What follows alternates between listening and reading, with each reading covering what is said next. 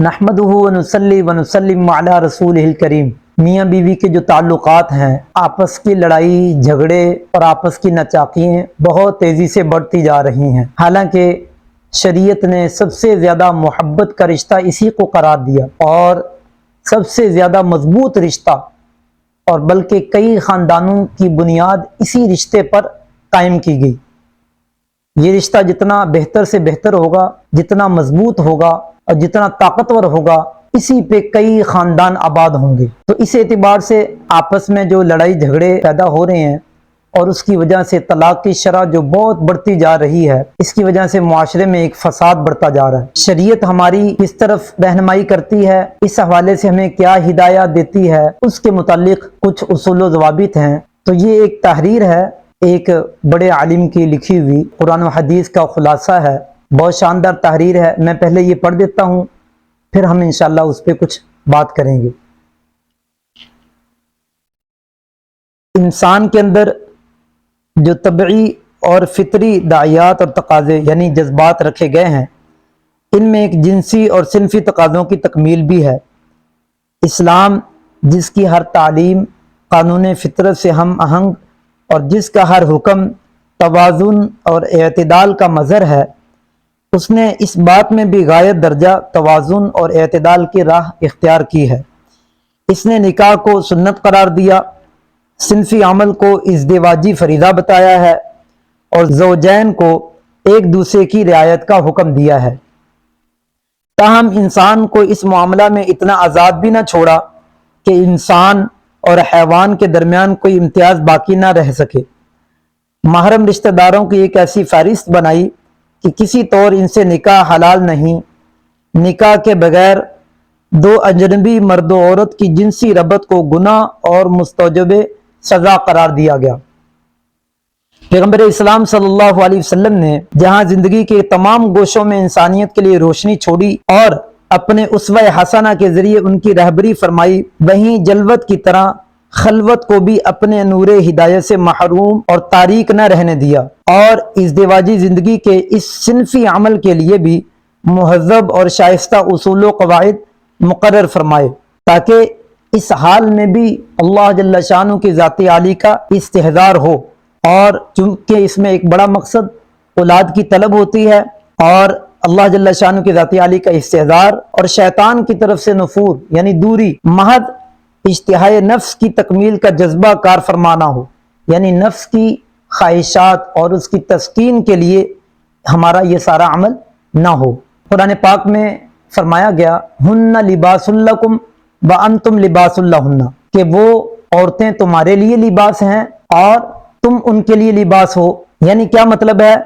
लिबास होने का मतलब यह है कि लिबास इंसान का राजदार होता है। इंसान का पूरा वजूद लिबास के सामने बेलिबास होता है और यही लिबास है जो आदमी की सर्दी गर्मी से हिफाजत करता है। मियाँ बीवी को भी एक दूसरे का लिबास कहकर इस तरफ इशारा है कि इनको एक दूसरे की कमजोरियों और कोताहियों के राज का अमीन और मुश्किल वक़्त में एक दूसरे का मुहाफिज व मददगार होना चाहिए।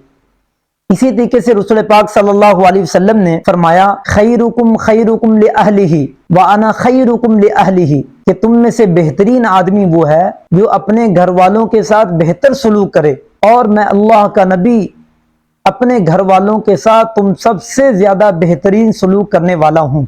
रसूल पाक सल्लल्लाहु अलैहि वसल्लम चूंकि उम्मत के लिए नमूना है, आपने जिस तरीके से अज़वाजे मुतहर्रात के साथ सलूक बरता और जो उम्मत को दिया, जो हिदायत दी, यकीन जानिए अगर हम उस पे चलेंगे तो इंशाअल्लाह घरेलू जो नचाकियाँ लड़ाई झगड़े आए रोज़ जो परेशानियों का सामना करना पड़ता है, इससे इंशाअल्लाह हमारी हिफाजत होगी।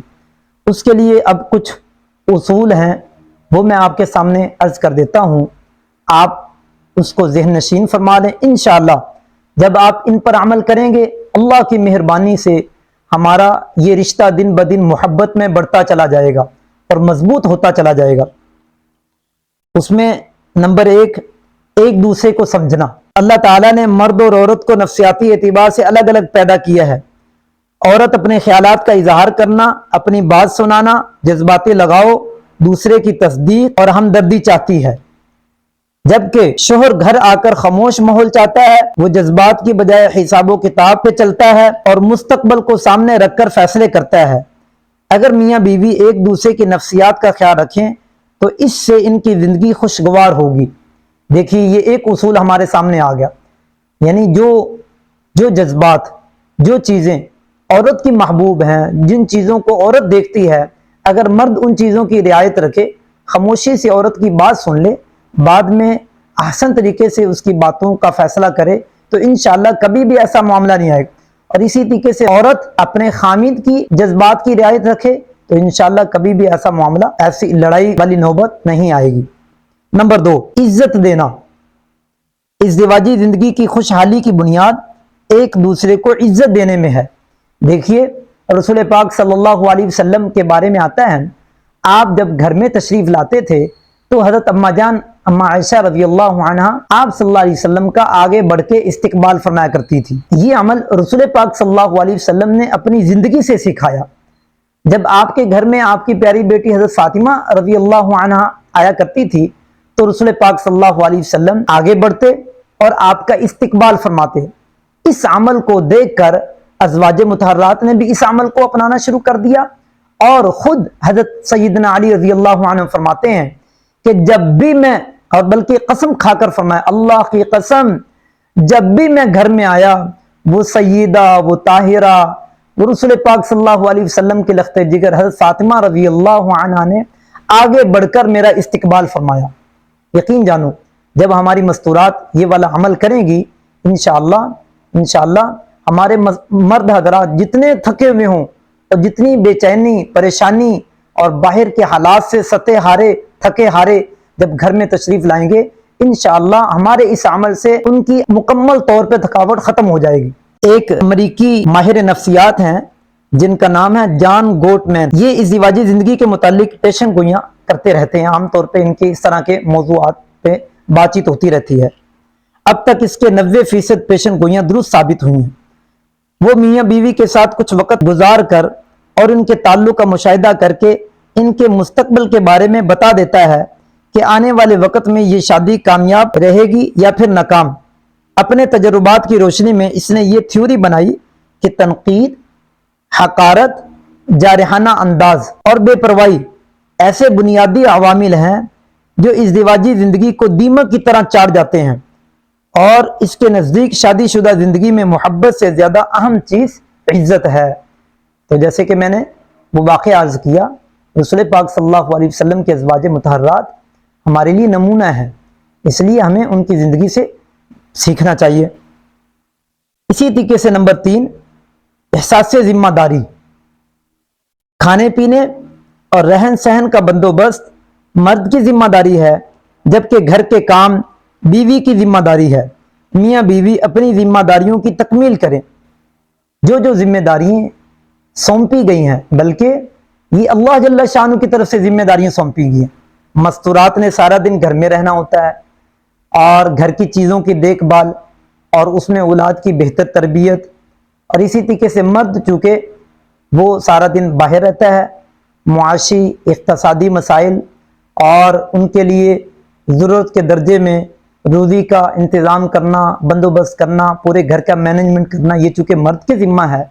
اب اگر مرد گھر سے باہر سے گھر تشریف لائے اور گھر کی چیزیں، سامان بکھرا ہوا ہو، گھر کی سیٹنگ ہی نہ ہو، کھانا وقت پر تیاری نہ ہو، تو یقیناً یہ چیزیں آہستہ آہستہ دیمک کی طرح آپس کی محبت کو ختم کر دیتی ہیں۔ نمبر 4، اعتماد یعنی بھروسہ۔ میاں بیوی کا آپس میں اعتماد نہ ہو تو پھر شک پیدا ہو جاتا ہے، جو کہ محبت کی قینچی ہے۔ ایک دوسرے پر اعتماد کرنا۔ بعض اوقات چھوٹی چھوٹی بات پر چھوٹی سی کوتاہی خامند کی سامنے آ گئی یا عورت کی سامنے آ گئی تو ہم ساری خوبیوں پر پانی پھیر دیتے ہیں، حالانکہ چھوٹی چھوٹی کوتاہیاں آتی رہتی ہیں۔ ہمارا اعتماد اور بھروسہ ہو اور حسن ظن ہو تو اس کی برکت سے اللہ جل شانہ یہ چھوٹی چھوٹی چیزوں کو بھی دور فرما دیتے ہیں۔ نمبر 5، رویہ، اخلاق یعنی اخلاق بہتر سے بہتر ہو۔ صبر، تحمل، برداشت، ایک دوسرے کے ساتھ تعاون بہت ضروری ہے۔ اگر یہ چیزیں نہیں ہوں گی تو پھر ازدواجی رشتے میں لڑائیاں ہوں گی۔ چھوٹی چھوٹی بات پر بعض اوقات بے برداشت ہو جاتے ہیں، اس لیے ہمیں بہت ٹھنڈے دل سے فیصلے کرنے پڑتے ہیں۔ اگر ایک طرف سے گرم جذبات ہیں تو دوسرا ذرا ٹھنڈے جذبات سے سوچ لے، اور اگر دوسری طرف سے گرم جذبات ہیں تو دوسرا گھر کا فرد وہ ذرا ٹھنڈے دماغ سے سوچ لے اور خاموش ہو جائے، تو انشاءاللہ اس سے ہمارا یہ رشتہ مضبوط ہوتا چلا جائے گا۔ نمبر 6، صفائی ستھرائی نفاست۔ اس زواجی رشتے میں صفائی ستھرائی اور ہائیجینز کا خیال رکھنا بہت ضروری ہے۔ اکثر خواتین ماں بننے کے بعد بیوی بننا بھول جاتی ہیں، اور بہت سارے مرد باپ بننے کے بعد شوہر بننا بھول جاتے ہیں، جس کی وجہ سے دونوں ایک دوسرے کی طرف کشش محسوس نہیں کرتے۔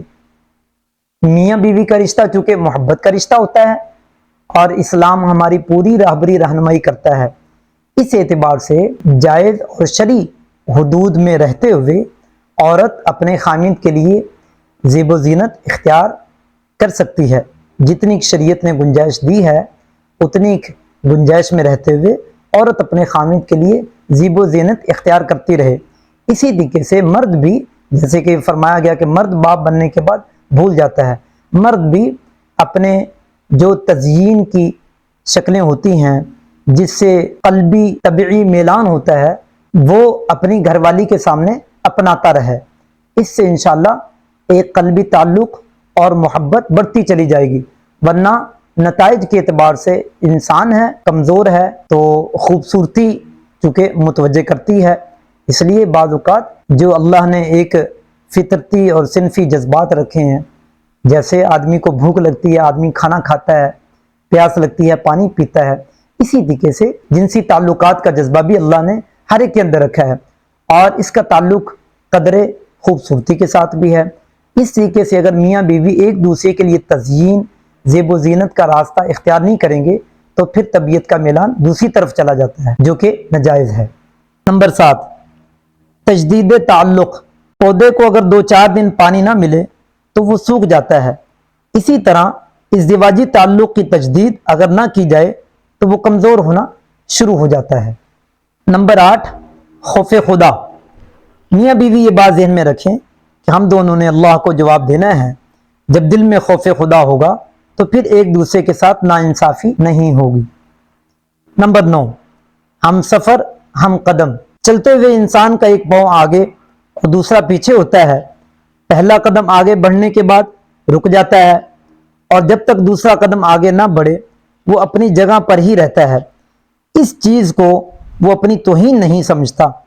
میاں بیوی کی مثال بھی دونوں قدموں جیسی ہے، دونوں کو ساتھ ساتھ چلنا چاہیے ایک دوسرے کی رعایت رکھتے ہوئے۔ اس کے لیے جو طریقہ بھی اپنایا جا سکتا ہو، مثلا رسول پاک صلی اللہ علیہ وسلم حضرت اما جان اما عائشہ رضی اللہ عنہ جب نکاح میں تشریف لائیں، آپ کو عزت دینے کے لیے، محبت کو بڑھانے کے لیے آپ کا ایک نام الگ سے رکھا ہوا تھا، حمیرہ، اور یہ محبت والا نام تھا، آپ اس نام سے پکارا کرتے تھے۔ اسی طریقے سے اما جان بھی رسول پاک صلی اللہ علیہ وسلم کو آپ کے نام مبارک سے نہیں پکارا کرتی تھی، بلکہ اللہ جل شانہ کی طرف نسبت کرتے ہوئے اللہ کے محبوب نبی القاب کے ساتھ آپ کو پکارا کرتی تھی۔ Number 10، family goals. میاں بیوی ازدواجی زندگی کا وزن یہ بنائیں کہ ہمارے گھر سے دوسرے کو فائدہ ملے گا اور ہمارے بچے معاشرے کو خیر دینے والے ہوں گے۔ یہ جب ہدف ہمارے سامنے رہے گا کہ ہمارے گھر سے خیریں وجود میں آئیں اور ہمارے بچوں کی خوبصورت تربیت ہو اور معاشرے کے لیے نمونہ بنے، تو انشاءاللہ اس کے لیے جب عورت اپنے طور پہ زور لگائے گی بچوں کی دیکھ ریکھ، بچوں کی تربیت میں، اور مرد اپنے طور پہ زور لگائے گا، تو انشاءاللہ ہمارا گھر ایک امن کا، محبت کا گہوارہ بنے گا اور ایک مثالی گھر بنے گا۔ اللہ جل شانہ ہم سب کو توفیق مرحمت فرمائے۔